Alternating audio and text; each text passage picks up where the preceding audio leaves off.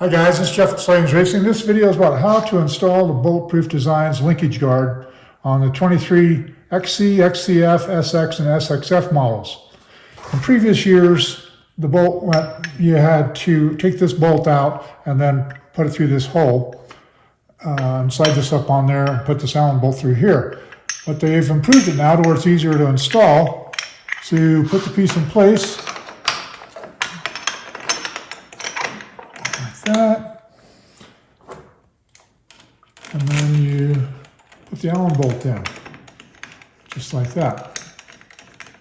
And then of course you're going to want to tighten that down. So you can see the head is just barely sticking through here.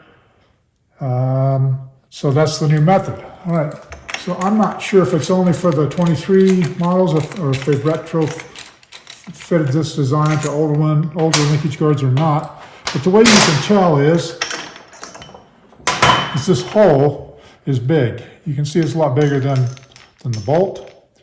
And on the previous ones, it fit the bolt. So that's the difference, guys. That's how you can tell.